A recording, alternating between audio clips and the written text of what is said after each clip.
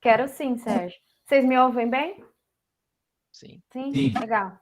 Beleza. O objetivo do nosso seminário é apresentar o modelo de gerenciamento e de governança de dados, incluindo aspectos que vão desde a experiência do usuário, ou seja, como as diferentes frentes vão interagir para o banco de dados que a gente está criando, como vai funcionar a comunicação para a demanda de dados, e também, ao final, Mussen e Carlos vão apresentar aspectos relativos às ferramentas que eles vão aplicar para coletar, sistematizar e armazenar dados.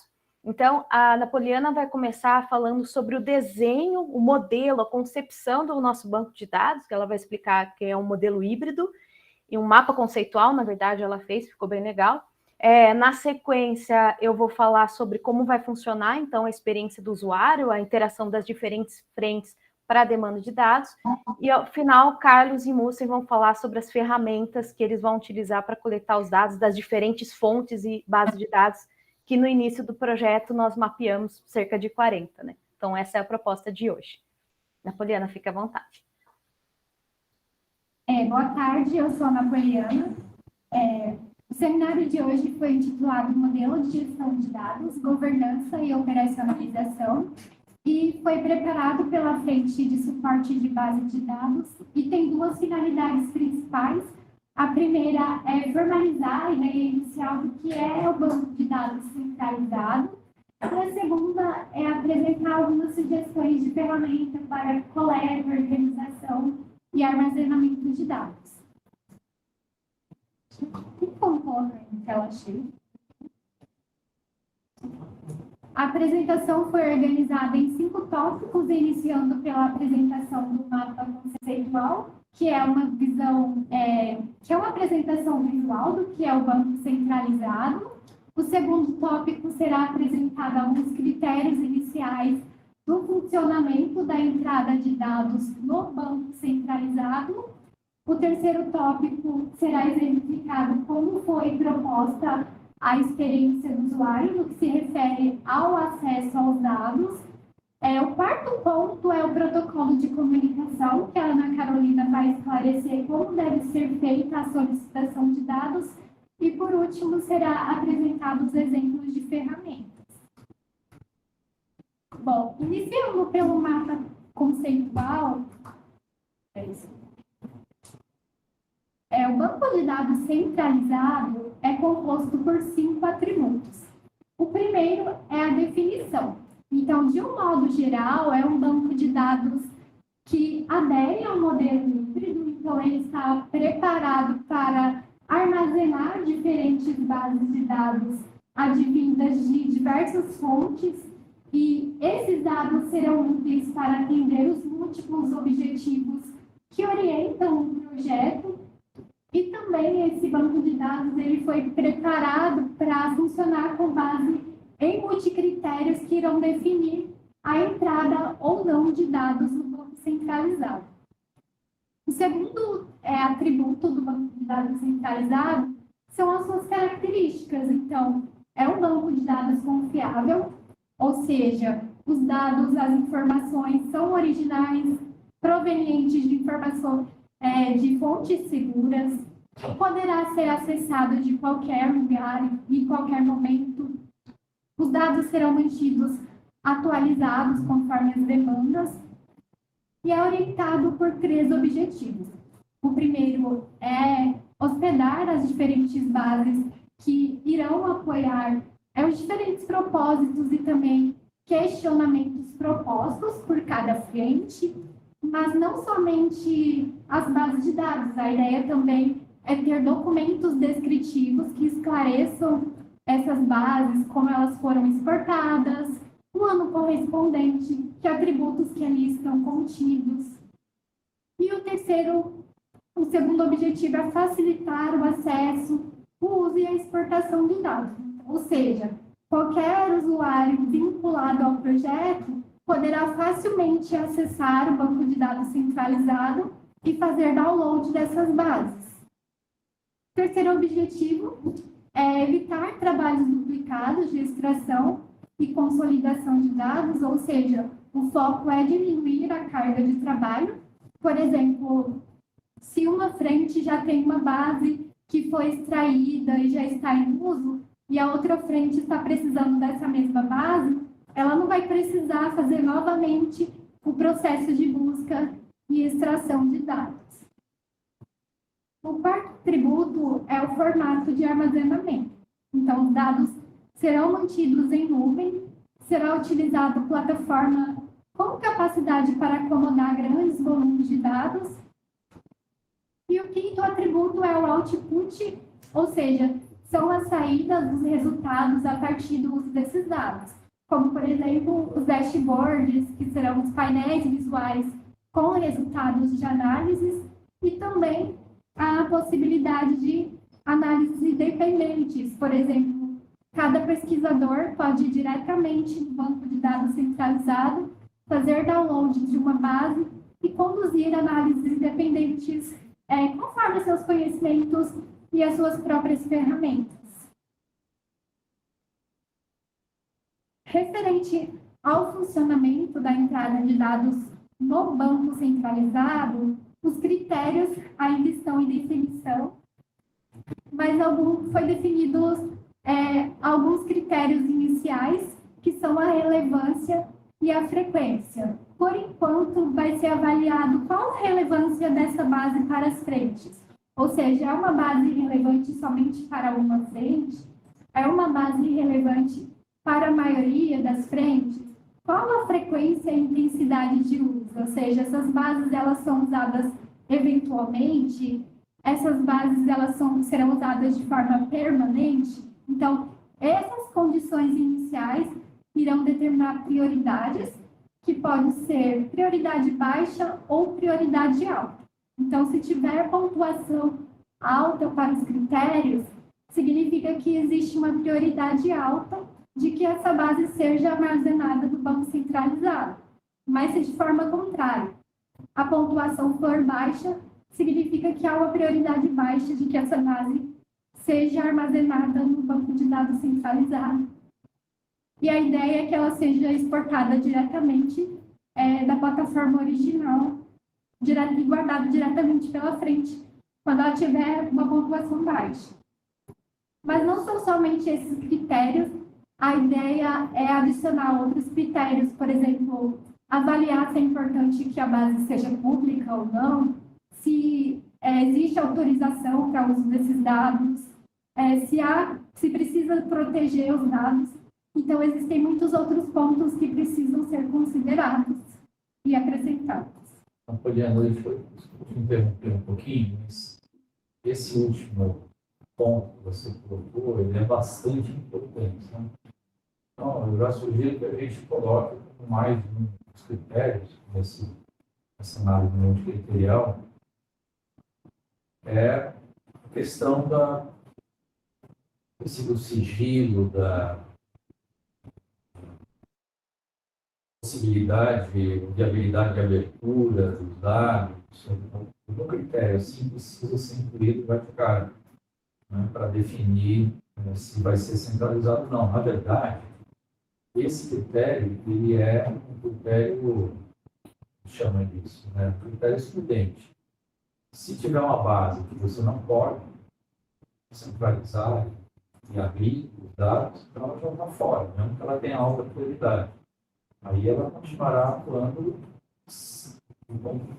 de forma satelital, vai ser um satélite ali do sistema, que vai ser acessado sob certas condições. O que eu não sei responder, vocês podem ajudar, é se essa condição de acesso, quer dizer, digamos que eu consiga centralizar tudo que é importante, tá? Pegaria os principais critérios de relevância, de frequência, para a maioria das frentes, o que está aí. Tem uma pontuação alta e eu faço primeiro esse reporte. A pergunta é, aquilo que tem elemento de confidencialidade, eu vou usar esse termo, nem sempre é o melhor termo, mas que cubra os demais associados a isso. A pergunta é, eu consigo, mas eu posso baixar e ter um sistema de acesso diferenciado? Você entendeu? Já que é confidencial, mas ele cumpre todos os outros requisitos, é super importante, é legal ter aqui, mas aí eu crio filtros, né, níveis de acesso que eu consigo controlar esse elemento de confidencialidade. É possível? Sim, a ideia é estabelecer isso. Por exemplo, o pessoal da FAPESP mesmo informou que tem dados que eles não podem, que eles assinaram o termo que não pode conceder, por exemplo, com informações de CPF, dados pessoais dos usuários. Então, isso precisa ser conversado e definido como ter um acesso restrito, por exemplo, e não deixar isso disponibilizado de forma aberta. Mas a base pode ser baixada, pode ser consolidada na mesma base. Só teria níveis diferentes de acesso. Isso, níveis diferentes de acesso e também precisaria da autorização do uso da pessoa que está fornecendo os dados. Bem, então se esse controle operacional é possível, então a gente só não centralizaria aquilo que realmente tem importância, que a frequência é muito baixa, que a relevância é muito baixa, ou que, né, serve apenas um pedacinho de uma das frentes, é isso? Isso. Referente à experiência do usuário, já foi definida o formato de acesso aos dados. Então, o banco de dados centralizado vai trabalhar por meio de permissões de acessos diferentes, que vai depender muito do perfil do usuário. Por exemplo, um pesquisador vinculado ao projeto, ele pode ter efetuar operações básicas, como, por exemplo, acessar, fazer download dos dados, enquanto o usuário com outro perfil, como, por exemplo, gestor, administrador, ele vai poder fazer operações adicionais, ele vai ter privilégios diferenciados, como, por exemplo, acessar, editar, incluir dados, exportar dados também, excluir. Então, a ideia de definir privilégios diferentes de acesso é mais por uma questão de organização e também por questões de riscos também, para evitar possíveis problemas e também ações que não poderão ser desfeitas posteriormente. Seu avatar. Isso.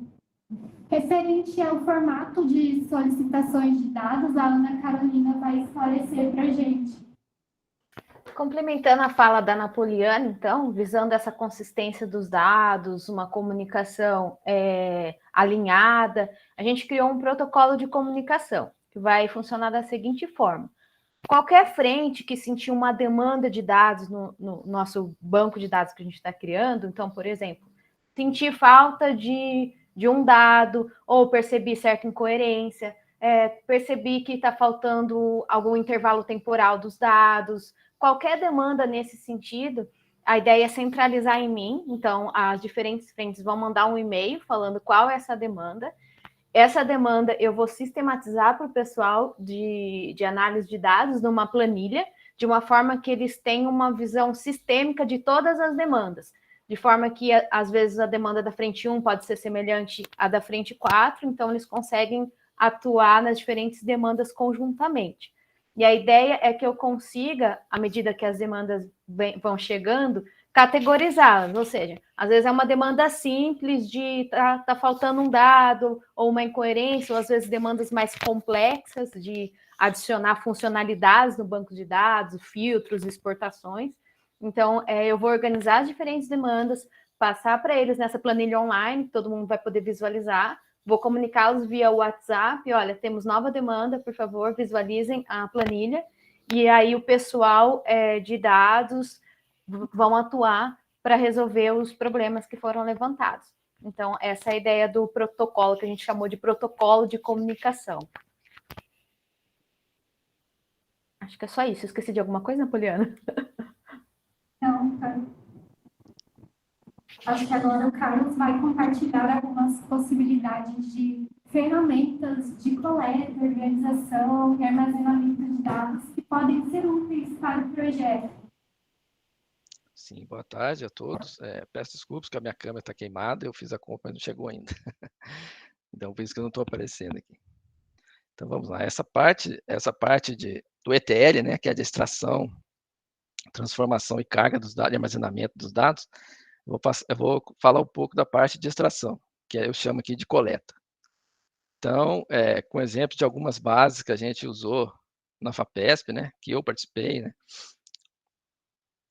nessa extração, basicamente a gente usa 3 tecnologias, que são os requests, Beautiful Soup e Selenium.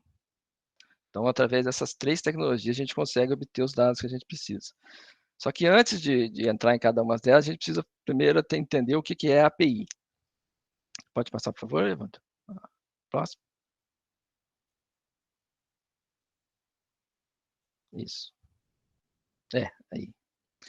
Então, a API é um conjunto de normas que possibilita a comunicação entre plataformas, conectando sistemas, softwares e aplicativos. Seu intuito, então, é a troca de dados entre sistemas diferentes, com o objetivo de automatizar processos e a criação de novas funcionalidades. Esse exemplo aí é bem simples, que é como se a gente fosse usuário, né? Imagina um restaurante, que a gente é o cliente, e tem a parte da cozinha, que está lá o cozinheiro, o chefe de cozinha, e a gente não sabe ainda o que esse restaurante tem para oferecer para a gente. Então, o garçom, você chama o garçom, ele te responde, leva o cardápio é o que o restaurante tem a oferecer, né? O que a API tem a oferecer. A gente faz o pedido para esse garçom, para atuar, esse garçom comunica com o chefe de cozinha, esse chefe de cozinha responde com o prato e esse garçom entrega o prato para a gente. Então, basicamente é isso. A API nesse caso aqui, né? O garçom funciona como uma API que faz a intermediação entre sistemas. Eu não preciso saber o que está acontecendo na cozinha e o cozinheiro não precisa saber quem está, de um modo genérico, não precisa saber quem está fazendo o pedido. Então, tudo que faz essa intermediação entre um sistema e outro pode ser considerado uma API. Pode passar, Ivan. Então, entendendo o que é API, a gente vai para a primeira tecnologia que a gente usa, são os requests. O que é isso? É uma biblioteca em Python. Essa biblioteca faz o quê? Faz com que o código Python se comunique com esse protocolo, HTTP, que é o protocolo de comunicação na internet. Um dos. Então, ele faz com que o código em Python se comunique com esse protocolo. Então, embaixo aqui tem um exemplo de código, né? Eu instalo essa biblioteca, importo, e nesse caso aqui é uma solicitação na Receita Federal. Então, a API da Receita, o garçom, vamos dizer assim, vem até aqui o CNPJ, barra. Então, isso aqui seria o garçom. O meu pedido é o número do CNPJ. Então, eu estou informando para ele. Me dá a informação deste CNPJ. E embaixo tem a solicitação, o que ele me responde. Então, quando eu faço essa comunicação nesse request, passando o endereço da API, ele me responde. Ele pode responder de algumas formas. Pode ser JSON, pode ser XML, pode ser HTML. Vão ter exemplos abaixo aí sobre isso. Nesse caso da Receita, ele responde JSON. Então, vem esse código aqui. Então, o Python tem uma outra biblioteca chamada JSON que faz a conversão desse código para uma estrutura de dados do Python que chama dicionário. Aí, a partir disso, a gente pode obter as informações que a gente quiser. Pode passar. Então, a outra tecnologia é a Beautiful Soup. Aquela requisição acima, na Receita, ela retorna um JSON. Mas tem requisições que a gente pode fazer que ela retorna o HTML ou XML. Só que ela retorna essa requisição através de texto, como se fosse um texto, vem todo embaralhado. Então, a gente usa essa biblioteca que faz a conversão do código Python para eu poder acessar as tags HTML, eu ter controle sobre elas. Então, ele faz essa conversão de HTML que o servidor responde como um texto em código HTML. Aí eu consigo, através dela, ter acesso à informação, tanto HTML quanto XML. E, por último, não menos importante, que é o Selenium, que ele engloba essas duas tecnologias. Então, com ele, então o que é o Selenium? É uma biblioteca com diversos métodos e funções que ajudam na automação na web. Em suma, permite controlar o funcionamento de uma página e a interação com ela de forma automática. O Selenium, o WebDrive, tem outros tipos de Selenium, o WebDrive especificamente foi criado para testes. Vamos supor que a gente queira criar um software de um site de e-commerce. Então a gente escreve testes através do Selenium para simular o funcionamento desse site. Se o cliente vai fazer a compra, ele para na metade, o que acontece? Então ele simula o funcionamento desses testes. Então a gente pode usar para poder simular a nossa interação com essas bases, com esse HTML, com JSON também. Então o Selenium engloba essas duas tecnologias, o request e o SUP. Como que ele funciona? Cada drive, cada browser ele tem um driver. Então o Selenium comunica com esse drive. Esse drive é uma API que comunica o código Python com o navegador. E através disso a gente consegue obter as informações. Pode passar, Evandro.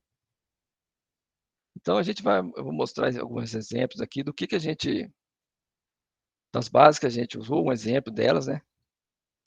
Como que é feita a busca e o que ela retorna de resultado, o que a gente pode buscar de resultado nelas. Pode passar, Evandro. Então, no NPI, né, que são indicadores de propriedade intelectual.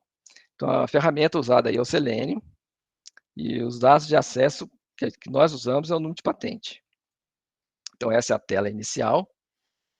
A gente passa o número da patente, clica em pesquisar. Pode passar, Evandro, por favor. E a gente obtém isso. Então, isso aqui é um HTML. Então, eu posso ter acesso a qualquer informação daqui. Só que o que a gente pegou foi isso, o número do pedido, a data, o resumo, o nome do inventor, a data e o status. Essa é do NPI. Pode passar, Evandro, por favor.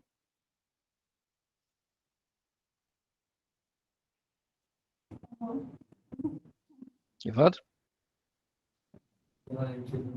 A JUSESP, que é um site, né, de cadastro de trajetória das empresas, foi usado o Selenium também, só que essa aqui não foi, essa aqui eu chamo de semi-automação. Por quê? A gente tem que ter o acesso, né, senha, CPF e senha, ele retorna para a gente um PDF para download. Então, esse acesso ele retorna um PDF, a gente pode ter acesso ao PDF também, o Iago, a gente baixou os dados e o Iago criou um programa que converte esse PDF em texto e a gente consegue obter a informação.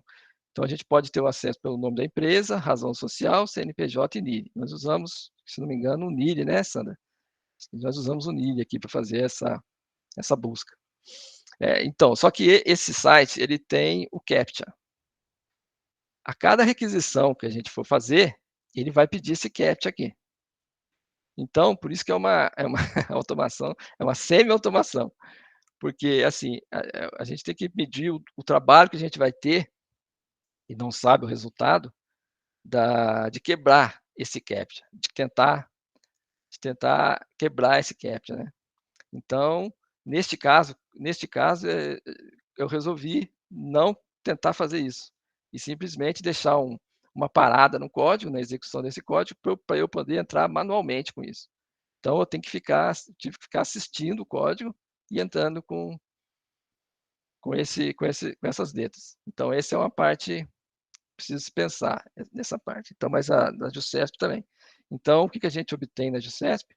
Pode, por favor, Evandro. Que são esse PDF. Então, aí o Iago criou um script que ele lê esse PDF e extrai as informações que a gente precisa dele. Então, essa é uma exceção aí não sei se tem outras bases, pelo menos que eu trabalhei, né, que nós trabalhamos na FAPESP. Não, acho que essa é a mais complicada assim, de se obter. Pode passar, Ivan, por favor. O IMEC também tem né? Então é um cadastro de instituições, né? E a ferramenta de obtenção de dados é o request através da API. A gente usa o Beautiful Soup também, ou o Selenium, dependendo se a gente for usar nessa tela aqui, consultar uma a uma, a gente pode usar o Selenium, se não, a gente usa o request com o Beautiful Soup. E os dados de acesso é o nome, a sigla e o código da instituição.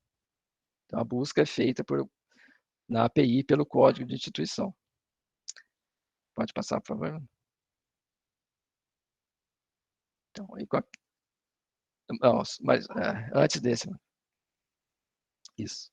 Então, com aquela consulta, tanto pelo web como pelo request, né, pela API, a gente obtém esse HTML. Nesse caso, é um retorno de HTML. Por isso que ele usa o Beautiful Soup também, para poder ter acesso a cada uma dessas tags aqui. E tendo acesso, a gente consegue obter essas informações, todas as informações daqui. Pode passar, Ivan. Um outro site é a Receita Federal, né? Que ela pode ser feita por aqui, pelo site, né? Que é uma consulta que a gente pode fazer, uma consulta simples, unitária, que não funciona aqui, por causa da CAPTCHA aqui. E ela oferece uma API que você pode fazer 3 consultas por minuto. Então, a gente usou isso aqui. Então, a gente tem que fazer um código que vamos supor que cada consulta demore 1 segundo. Então, é rapidinho, a gente faz essa consulta e deixa o software, o script esperando esses 58 segundos, né, porque é 60 mais 1, 58 segundos para fazer a próxima. E pode deixar, ele vai fazendo. Ele obtém, então estão 2 obtenções de dados. Uma dessa parte aqui, que ele vai exibir assim, por favor, Evandro. Usando o site, ele traz essa informação, em formato HTML também. E usando pela API, ele responde em JSON. Ele responde dessa forma aqui. Então, a gente usa uma biblioteca do PAD.JSON, converte para dicionário e obtém essas informações. Todas as informações também. Aqui, nesse exemplo que eu usei, como ele é empresário individual, não aparece o quadro de sócios aqui. Mas a gente pode obter também. Acho que eu só não coloquei um exemplo que tem. Não sei se aparece aqui, eu não vi, mas aqui aparece, a gente pode obter também, através dessa requisição. Pode passar, Ivan, por favor. O portal Transparência é outro que é diferente um pouco. Ele usa Selenium também. E aqui a gente manipula esses campos, né, do formulário, à medida da requisição. Por exemplo, a Sandra, na necessidade que a Sandra teve, por exemplo, no ano de 2001, anotação, valores empenhados, liquidado, e cada órgão disso aqui ela modifica, as despesas e tal. Então, eu altero diretamente aqui, nesse formulário, de acordo com o que é os requisitos. E pode passar, Evandro, por favor. E obtenho isso. Nesse exemplo aqui, a gente não tem nenhum valor, mas a gente obtém esse valor de empenhado e liquidado. Isso aqui é um CSV. Então, eu vou ter que fazer download desse CSV, armazeno o CSV, depois tem um script para ler o CSV e converter ele para o que a gente quer. Pode passar, Evandro, por favor. O Web of Science, que usa o Selenium também para automação. Esse também precisa de autenticação, né? Precisa de senha e de e-mail e senha. E ele devolve para a gente um arquivo, download também, um arquivo TXT ou HTML.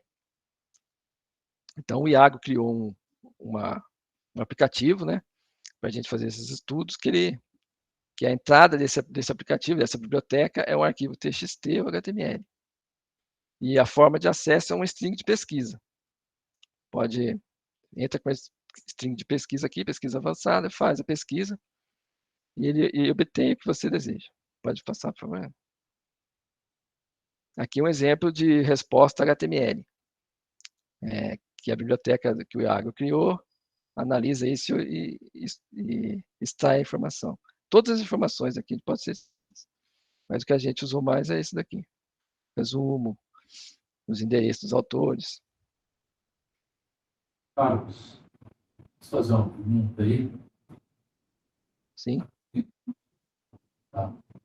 Então, sobre essa recuperação aí, né, que tem tipo, isso, abstract, eu tenho um pouquinho de dificuldade para ler aqui os campos, mas, enfim, são metadados e bem abstract das publicações, né? A diferença desse tipo de busca para uma busca simples na Web of Science que eu faço, que me aparece o tipo de abstract do metadados. Sérgio, você está também cortando o dado, mas eu não sei se eu entendi. Qual a diferença dessa busca automatizada pela busca no site, é isso? É isso. Nesse caso, nenhuma, é só automação. Ao invés de eu ficar clicando uma em uma, baixando, por exemplo, 30 mil registros, 30 vezes, eu obtenho isso. Eu faço automação para ele baixar tudo automático. Nesse caso, é Web of Science. A gente prepara uma query, certo? Isso. Aí a gente joga isso dentro da Web of Science. Isso. O resultado é que vai ser extraído de forma automática, é isso? Exatamente. Eu posso... Desculpa, só completar aqui. Né? Uma vez que eu fiz a query, o Web of Science vai me dizer, conseguiu 1000 documentos. Isso. Tá? Eu clico ali em todos e mando fazer download. Tem um limite, eu sei um limite. Mas, digamos que a atividade para fazer isso, crítico, é uma boa query. Né? Isso. E depois, para baixar tudo, é simples, é só selecionar todos e fazer download. Isso. Qual é a diferença, então, eu ir por esse caminho? Esse caminho é só para automação, ao invés de você ficar clicando, porque você tem que, se não me engano, é de 1000 em 1000. Antes estava de 500 em 500, agora aumentou para 1000 em 1000, 1000 a 1000. Então eu não posso chegar lá e baixar, por exemplo, tem 30 mil artigos. Eu não posso baixar os 30 mil de uma vez, ele não permite isso. Então tem que ficar baixando de 1000 em 1000. Aí eu baixo 1000, volto, exporto, bato 1000, volto, exporto. Isso só vai, isso aqui, ele só vai automatizar esse processo, Bom, entendi. Quer dizer, eu não preciso... não precisa ficar interagindo 40 vezes lá, por exemplo. Exatamente. Mas ele também vai baixar de 1000 em 1000, só que é automático, é isso? Exatamente. Você só passa a consulta. Por exemplo, a gente usou acho que de 2000 e 2020, tudo no Brasil, campos informados de inteligência artificial. Então a gente passou, isso retornou, 16 mil. Só que antes a extração era de 500 em 500. E agora passou para de 1000 em 1000. Essa parte só faz a automação disso, né? E aí não tem, quer dizer, o limite continua existindo, mas como está automatizado, o robô vai lá e faz de novo, o algoritmo vai lá e faz de novo. Exatamente. Obrigado. E agora acho que o Mussen fala da organização dos dados. Obrigado. Yes. Thank you, Carlos. About data organization, as we discussed earlier, and we had that documentation describing what should we use, the recommendations, we will use BigQuery to store the data that we collect, like, for example, dimensions, altimetrics, and like Scopus. We use BigQuery on our side to store that data, and we will leave the databases that are on FabSP side on their servers, just query them, bring whatever we need. And this creates the hybrid model that we spoke about in the beginning of the presentation. So the hybrid model would be some parts on our side and the data on FabSP side. We will leave whatever we can there on their side. And as I understood from Carlos, on FabSP side, there are some data stored in CSV files. So for this data, we might just bring it and put it in BigQuery on our side. That's not decided yet. But this is the hybrid model. Some data on our side, some data on FabSP side. So as we mentioned earlier, like a month ago nearly, we use BigQuery uses SQL, and Alison has already gave a workshop about that. That will ease the process of querying the data, extracting anything, and also we can download all data we need in CSV files. Also for BigQuery, we can use BigQuery machine learning, ML, immediately from the BigQuery data. So we don't need to move data around to use the machine learning models and make prediction models on using the data that we have. And finally, like for any front coordinator or researchers, they can ask for their data in any format. Let's say they want the data in CSV files. We can extract the data from BigQuery or FabSP side, compile it in a CSV file, and send it over for analysis. If they want to extract the data from BigQuery immediately, it's an SQL-based tool, so they can just query anything they want. And all these requests will come through Anna Carolina to the database front or the database team. I didn't put many content here, so because the main idea that the database front is technical one and dynamic one, like things will change over the project, and also we are here to collect whatever data any front wants.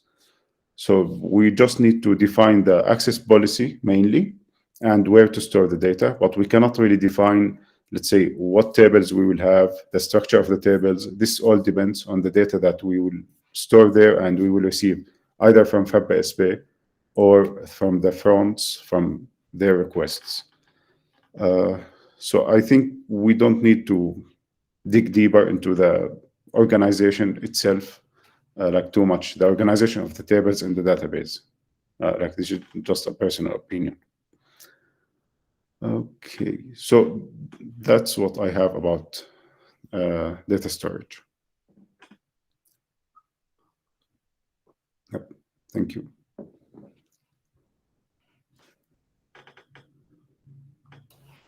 Pessoal, é isso. E só para finalizar, como a Napoliana comentou no início, nós ainda estamos definindo alguns critérios para indexar os dados no nosso modelo híbrido. E um desses critérios é justamente o aspecto jurídico, ético, que o Sérgio acabou de comentar. Sim. E que a FAPESP está trabalhando nisso para ver de que forma e quais variáveis eles vão poder nos disponibilizar. Então, esse é o estágio que nós estamos. Então, por exemplo, a FAPESP, além da própria biblioteca virtual, com dados dos processos da FAPESP, eles também têm algumas bases que são públicas, mas que eles fizeram um trabalho de sistematização, a exemplo da CAPES. Então, nós estamos em diálogo para ver de que forma a gente consegue trazer isso para o nosso modelo híbrido de banco de dados. É isso.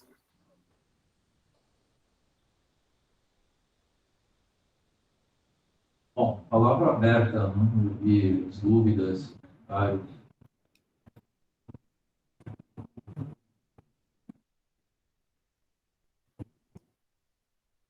Sinese, por favor.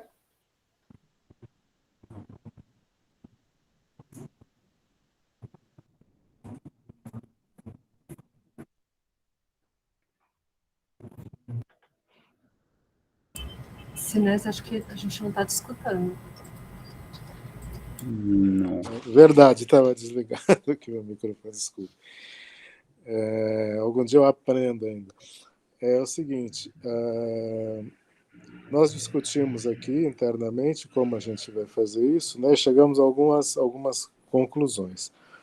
Essas bases que são de terceiros, mas que a FAPESP tem acesso e trabalhou nessas bases, padronizando, etc., a nossa ideia é disponibilizá-las integralmente a vocês, a todos aqui, né, todos nós, tudo aquilo que é público, né? Então, todas as informações públicas, da base de dados da CAPES, por exemplo, que a gente trabalhou, padronizou tudo bonitinho ao longo desse período, né, desde o início da base até hoje. Isso está tudo padronizado, então não precisaria ninguém mais padronizar, já está padronizado, e a gente disponibiliza isso, uma vez que são dados públicos sem nenhum problema de sigilo e de coisas do gênero. Informações de terceiros que nós temos compromisso de sigilo, a gente não tem como disponibilizar para vocês, né? Para ninguém, né? Eu tenho um compromisso, no caso eu assinei, o professor Zago assinou, o Pacheco assinou, enfim, não tem como a gente passar para terceiros essa base, mas nós podemos fazer as extrações que forem necessárias e mandar para vocês os dados já processados. Nessa categoria, basicamente, só tem a base do INPI, que as demais são bases públicas ou bases da FAPESP. Então seria um segundo grupo de informações, que são essas, que são de terceiros, mas que a FAPESP tem o acesso e está impedida de passar para terceiros por um acordo de cooperação e um termo de compromisso assinado. E um terceiro grupo, que são as informações da FAPESP propriamente ditas. Essas informações, a ideia é que a gente possa passar para vocês todas as informações, e o estágio em que está atualmente é uma conversa com o nosso jurídico sobre o que pode ser passado e o que não pode, e sob que condições. Eu estou interpretando que todas as informações da FAPESP, em tese, poderiam ser passadas, né, ser tornadas acessíveis, desde que tivesse um termo de compromisso assinado, e eu tenho dúvida quem deve assinar esse termo, se é o Sérgio, se são as pessoas que vão gerir a base de dados, se é a direção do Instituto, eu não sei bem quem tem que assinar isso. Isso também é parte da consulta que nós estamos fazendo para o jurídico. Mas, enfim, um termo de compromisso onde se garanta que essa informação não vai ser divulgada para ninguém, vai ser usada exclusivamente para fins estatísticos, enfim, e nunca vai ser divulgada os dados individualmente, né? E a pessoa que assina se responsabiliza, assim como eu me responsabilizei lá no INPI, por qualquer vazamento desses dados e todas as consequências legais que isso possa ocorrer. Então, nós estamos nessa etapa, né? Eu já fiz um modelo de termo de compromisso, eu passei, na verdade, para o professor Pacheco, que ficou de encaminhar para o jurídico, mas ele me disse que antes disso ele ia conversar com o Sérgio, viu, Sérgio? Que tem algumas coisas que nós ficamos em dúvida, tal. Ele ia tirar essas dúvidas com você, conversar e repassar isso para o jurídico. Então, está nesse pé, né? Então, são esses três grupos de informações, as que são de terceiros e que nós temos acesso, mas são públicas, e a gente simplesmente organizou melhor esses dados e a gente passaria isso para vocês. Basicamente, as bases do Ministério da Educação, CAPES e MEP, as informações do INPI, que a gente não tem como passar, mas vocês podem pedir, a gente faz o tratamento que for, salvo através desse caminho que o Carlos apresentou agora, né, que é uma outra coisa. Aí eu vou buscar informações específicas, números, patentes específicas, né, diferente da gente ter acesso ao dado, à base integral do INPI, que é o caso que eu estou falando. E a terceiro grupo são as informações da própria FAPESP, que está nessa negociação. Eu imagino que rapidamente a gente tem alguma resposta sobre como fazer isso, né? No caso do Ministério da Educação, nós estamos estimando que a semana que vem a gente já pode passar essas bases para vocês. é a base Sucupira e a base do INEP, do Censo do Ensino Superior. Eu estava pensando em fazer isso. Bom, eu não sei bem como é que faz a comunicação, a transmissão desses dados, né? A gente pode usar esses mecanismos que foram apresentados agora, mas eu só queria, eu formalizo isso, eu mando um e-mail, informo o Sérgio que essas bases estão disponíveis em tal, enfim, para acesso de tal ou qual formato, e à medida que outras bases vão se disponibilizando, eu vou eu vou informando o Sérgio e a gente vê como é que o acesso é feito. Tem um conjunto de dados também, que eu nem mencionei, que são dados, ainda que sejam da FAPESP, são dados públicos, que não tem nenhum problema de passar. Isso eu já passo também de imediato, né? Que não tem identificação, não tem valores, enfim, não tem coisas que são mais sensíveis, que desses eu dependo ainda desse aval do nosso jurídico. Mas agora, dados que são públicos e não tem nada disso, isso a gente passa sem maiores dificuldades. Então, eu estou com aquela lista de tabulações lá que vocês nos mandaram, né? Então, aquelas que a gente tiver disponível, a gente manda de imediato e eu vou informando o Sérgio quais estão disponíveis e como acessá-las. E a base de dados da FAPESP propriamente dito, né? Aí a minha intenção é disponibilizá-la integralmente para vocês e vocês mesmos fazem as tabulações que forem necessárias, em vez da gente mandar tabelas prontas, né? Então tá nesse pé, né? Então eu espero que a gente comece a fazer essas entregas aí a partir já de segunda-feira. Eu acho que a gente já consegue fazer as primeiras entregas e a gente vai fazendo um calendário aí de entregas ao longo das próximas semanas, e enquanto aguarda essa decisão, aí, essa resposta, na verdade, à nossa consulta da Procuradoria Jurídica da FAPESP. Então está nesse pé. Tá? Legal, obrigado, Sinésio.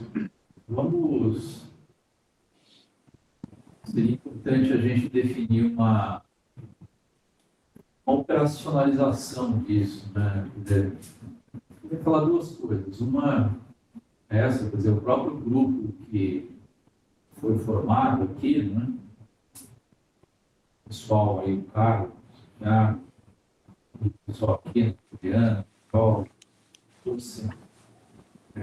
Cuidar dessa, quer dizer, fazer essa organização inicial, fazer a transferência, o download dos dados, essa organização, que pode ser passado agora, já começar a montar, né, essa base. Então, a proposta aqui é a gente delegar essa operacionalização já para esse grupo que apresentou aqui, fez essa apresentação agora. Se você tiver de acordo, né, a gente já depois vê com eles o cronograma, né, de trabalho para saber quando que nós vamos poder ter, quais bases, quando, o que é possível, o que é que tem que esperar, enfim, fazer um cronograma e atribuir responsabilidade. Essa é a primeira coisa. A segunda coisa é pensando no futuro. Quer dizer, esse projeto acaba, certo? Daqui a meio vai acabar. Então, como é que fica a sequência, né? O segmento, a herança disso tudo que está sendo feito. E a ideia é que a gente tenha mesmo um acordo que for necessário para que isso siga depois adiante, né? A base, inclusive, partes dela para abrir para outras pessoas usarem. Essa é a ideia. Nós precisamos pensar desde já em como manter ou fazer crescer isso, tornar algo permanente, não acabe com um projeto. Ou a FAPESP adota isso, por exemplo, sendo questão dessa base, assim, poder terminar. Não sei. Esse segundo ponto é para a gente pensar em como fazer, como dar sequência daqui a um ano e pouco, é isso que nós estamos construindo.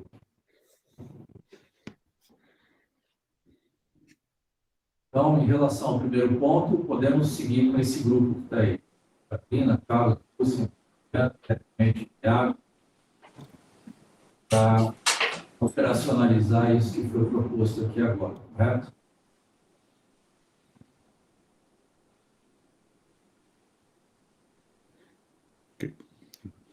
Tá, eu só acho que eu podia a gente combinar bom, a gente faz um cronograma, isso é uma coisa, e a cada vez que eu mandar uma base, enfim, um conjunto de informações, eu informo o Sérgio e a Ana Carolina, né, que coordena de certo modo esse grupo.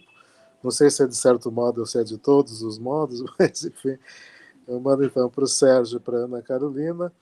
E aí vocês veem qual é o jeito melhor de fazer essa transferência. Tem uma coisa que é uma simples, sei lá, uma simples planilha Excel, e a gente pode mandar por e-mail. Agora, coisa que é muito grande, precisa fazer um download e tal, aí vocês veem qual é o melhor jeito, né? O Carlos está lá e está aqui, então é mais fácil da gente combinar.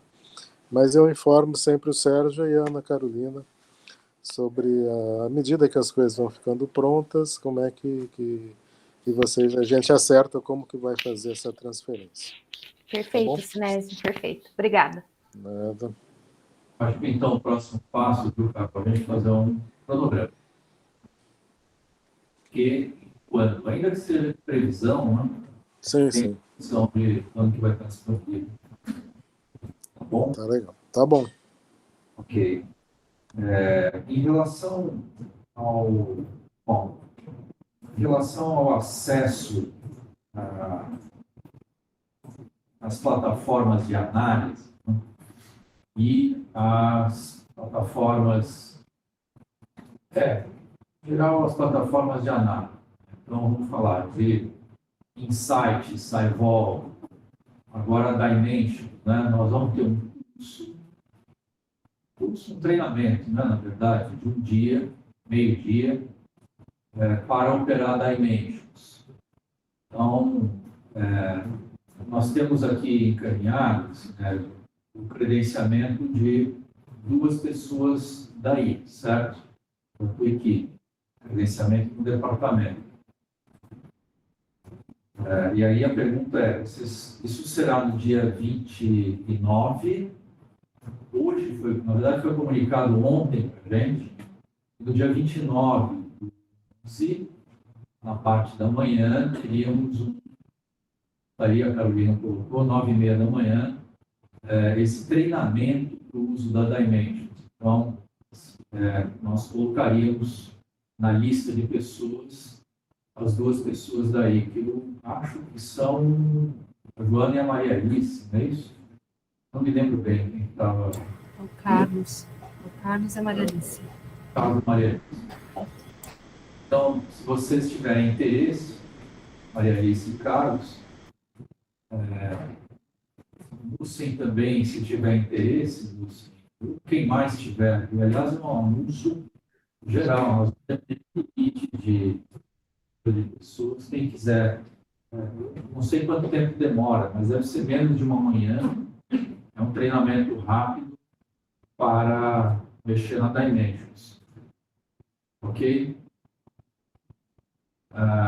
Vamos ver se a gente faz a mesma coisa para Overton, também é uma outra base de políticas públicas que foi ensinada aqui.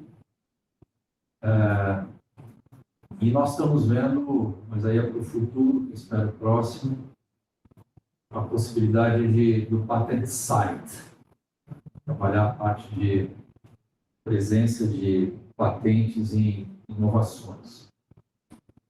Bem, então esse é o ponto. Uma vez que eu não sei como é que está o credenciamento, eu preciso verificar aqui no departamento, a nossa secretária está em férias no momento, mas eu posso ir atrás disso para ver como é que está o credenciamento do Carlos e da Maria Alice. E aí, a partir desse credenciamento, vocês, o VPN, vão poder acessar o Civol e essas outras duas bases que eu comentei, né? Mentions e o outro.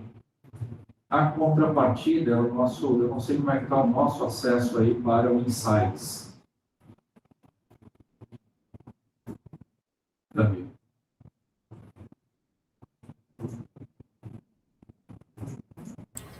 Acho que vocês passaram os nomes das pessoas que seriam credenciadas? Porque eu não me recordo dessa, porque precisa das pessoas que vão fazer o acesso. Como seria feito isso, esse credenciamento? Ganhar um e-mail VPN, e-mail senha, uma peça, isso? A gente pode verificar qual que seria. Não sei se para acessar em site haveria necessidade de criar a VPN, mas a gente pode verificar essa possibilidade. O e-mail FAPESP como colaborador. Tá. Pode ver isso para comentar? Quem que seriam as pessoas? Acho que a gente passou já os nomes, não? Lembra? Eu não me... Para quem não lembra, a gente passou isso, senão a gente passa agora. Mas, de qualquer maneira, eu queria saber qual é o mecanismo.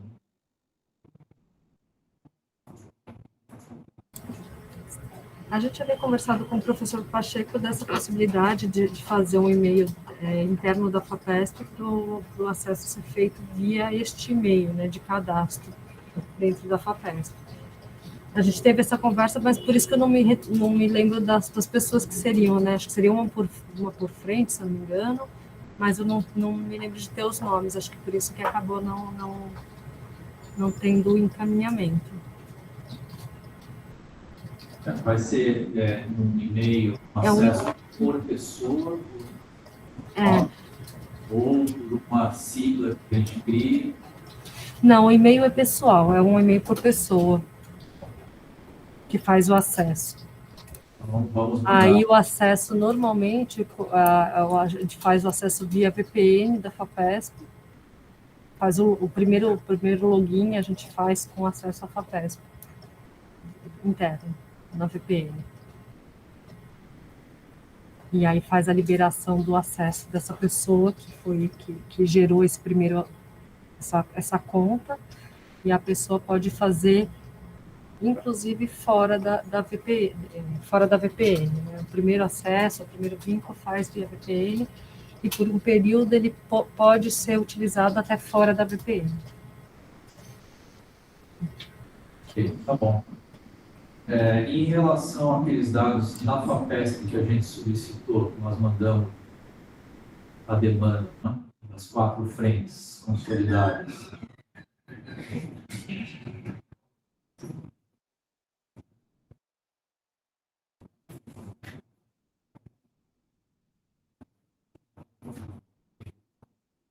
Vocês têm alguma informação, Sinésio? Nós estamos dependendo disso também para começar a organizar aqui as análises. Tá. Não, eu estou dizendo o seguinte, esse que eu mencionei há pouco, os que são públicos e não tem nenhum problema de sigilo, a gente manda de imediato. Os que têm sigilo, né, a gente está dependendo da solução aí dessa demanda que nós fizemos ao nosso jurídico. E aí, nesse caso, né, especialmente os que são dados da FAPESP, talvez seja mais fácil a gente passar para vocês o acesso à base inteira da FAPESP e vocês mesmos processam segundo os diferentes cortes que vocês têm interesse, do que a gente ficar processando um por um, que vai demorar muito tempo, que a gente não tem muita gente para fazer.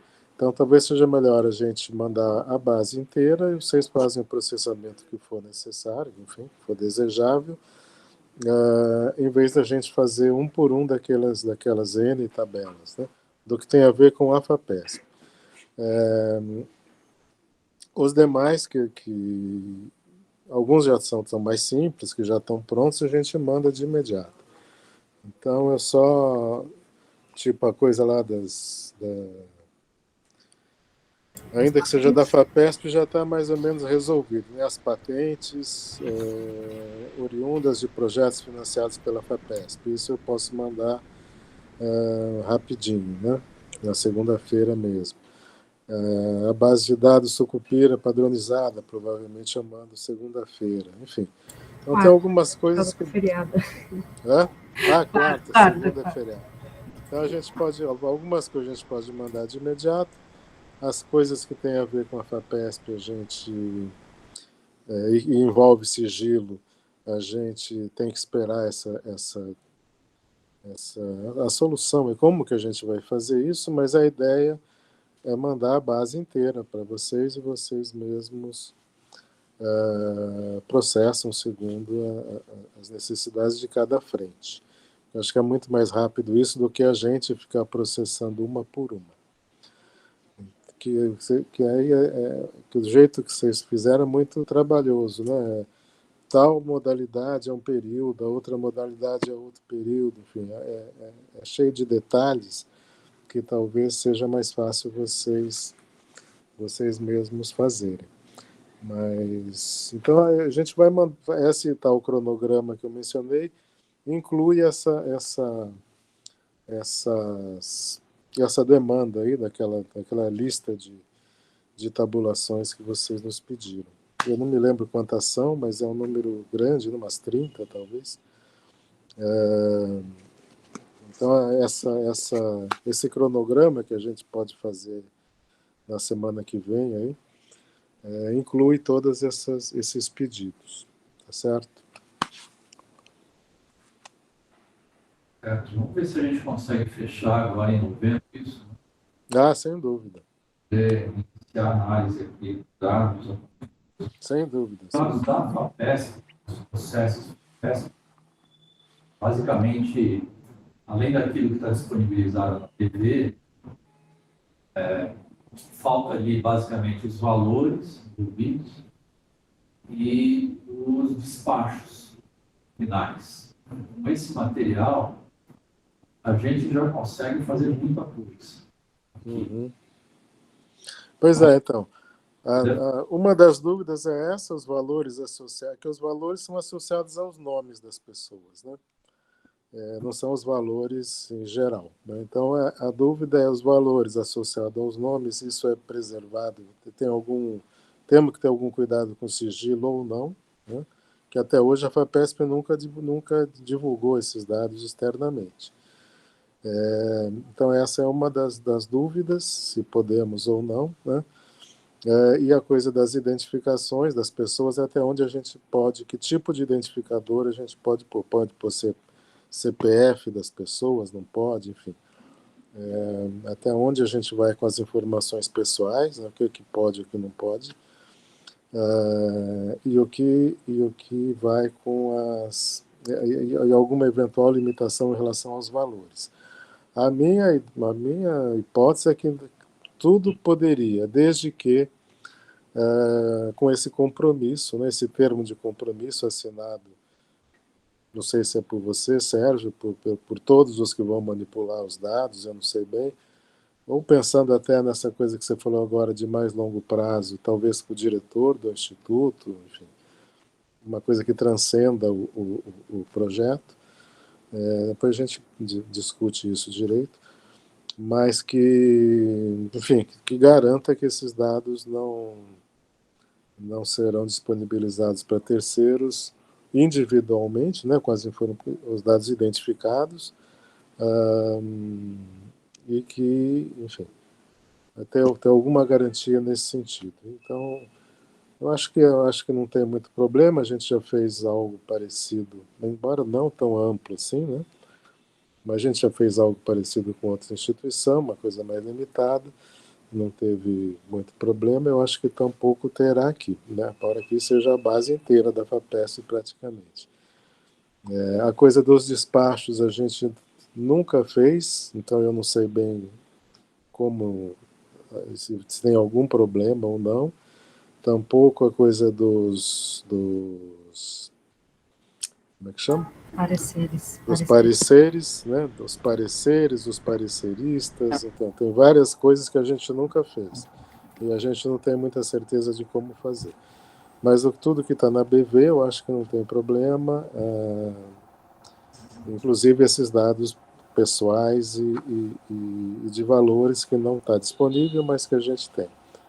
Então, mas estamos nessa coisa, já está andando, né? Eu já mandei na semana passada para o Pacheco, fizemos uma reunião com ele esses dias, acho que na segunda-feira, se eu não me engano, e ele ficou de falar com você ainda antes, Sérgio. Mas já, em tese, era para mandar isso para o nosso jurídico, dar as orientações finais, e alguma dúvida que ele tenha, ele ia tirar com você. O jurídico já foi acionado ou ainda não? O quê? Se o jurídico já foi consultado? Pois é, quem faz a consulta é o Pacheco, não sou eu, né? Eu mandei para ele, inclusive, o modelo de termo de compromisso, e ele é que iria fazer esse encaminhamento para o jurídico. Eu não chequei se ele já fez, mas já está na mão dele desde a semana passada, e imagino que ele já tenha encaminhado, mas não posso garantir aqui que eu não perguntei para ele, não. É importante, depois a gente pode detalhar isso, Sinésio, mas tem aquilo que é possível já acessar. Tá, não. Essa é a ideia mesmo, que a gente está... O assunto do despacho, né, foi o Roberto Marcondes, da científica, que sugeriu isso. Ele falou, olha, o despacho é público, então não tem nenhum problema, porque no despacho não tem nome de parecerista. Parecerista 1, 2, 3, 4. Tem o despacho final da diretoria científica. Então, e ali já tem os valores. O despacho de cada processo, perfeito. E a gente precisaria pegar alguns até para ver, né, que nós depois vamos analisar. É um monte, milhares. Eu não sei, que eu nunca olhei isso também, eu não tenho ideia. Só porque a gente até ficou com um pouquinho de dúvida em relação ao significado desse despacho. Agora, você mencionando, estou entendendo que seria o despacho no âmbito da diretoria científica, porque nós temos aí a decisão de mérito, depois passa por uma decisão do conselho, então e tem o despacho final, né, que é a decisão final. Então, qual o recorte que vocês estão pedindo nessa, que a última demanda da frente 1 seria o despacho no âmbito da DC? Acho que o Roberto queria falar, talvez ele possa esclarecer. Falar aí agora, Bertinho. Gente, perdão, eu tô no celular, espero que vocês estejam me ouvindo. O despacho que a gente pensou, Joana, é aquele e-mail final que no SAG aparece como despacho da DC, é o e-mail que o proponente recebe a resposta. Naquele e-mail, normalmente, tem coisas que são estruturadas e coisas não estruturadas. E isso, quer dizer, do ponto de vista de dado, está pronto, porque todo pesquisador que submeteu alguma coisa recebe esse e-mail que a gente chama de despacho. Isso é depois que passou tudo dentro da... Ele só recebe uma resposta do site depois que passou tudo. É na hora que o diretor-presidente, o Pacheco, conclui e o SAG envia automaticamente isso daí. A vantagem daquele despacho é que, em tese, ele só tem dados sobre os proponentes, porque não vai informação sobre revisores. Então, isso aí mantém a anonimidade dos revisores, embora vá o texto dos revisores. Então, tem até coisa não estruturada, se a gente quiser um dia fazer, sei lá, por cima de linguagem natural, tem 1000 coisas que dá para fazer. Mas o ponto é, esse é um documento que, inerentemente, ele deve ser menos inseguro, porque o dado que existe lá, que é um dado sensível, é o dado sobre o proponente, sobre a equipe. E daí a gente tem que tomar 1000 cuidados, obviamente, com isso daí. Talvez a gente possa até apagar essas coisas, não sei muito bem o que a gente quer fazer, tem coisas para fazer. Mas o principal aspecto que eu acho que o Sérgio mencionou que é importante, aliás, 2 aspectos, é que o despacho é muito rico para fazer toda a análise que está prevista no projeto, e ele não inclui, a não ser que alguém tenha errado, mas isso é raro acontecer, não inclui nenhuma informação nem sobre assessoria, nem sobre coordenações, quem foi coordenador de área, quem foi coordenador adjunto, só aparece nome lá do diretor científico, é o único que aparece, se eu não me engano. Então é por isso que o que eu estou chamando de despacho é isso, é o documento que o SAGE emite para o proponente como resposta à submissão dele, que no SAGE se chama despacho DC, e que tem essas características boas aí. Tá certo. É o despacho final, né? Não é só da DC, né? É o despacho que tem o resultado final da concessão. Inclusive, isso sendo concedido ou não, né? O interesse é não só pelos concedidos, é pelos denegados também e cancelados também. É isso. Isso mesmo.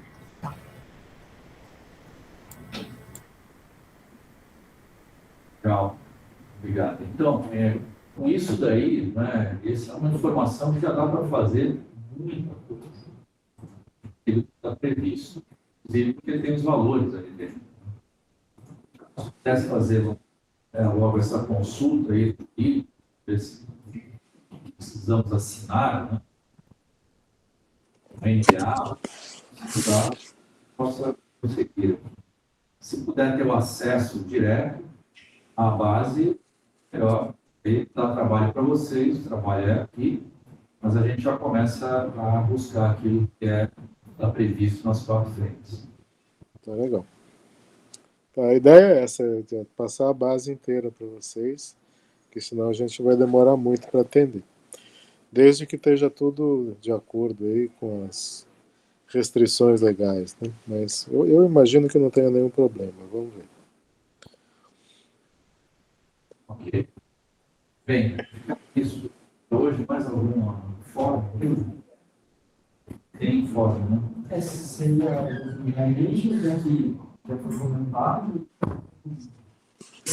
para as pessoas darem interesse para mim, então a gente já mandou, se alguém quiser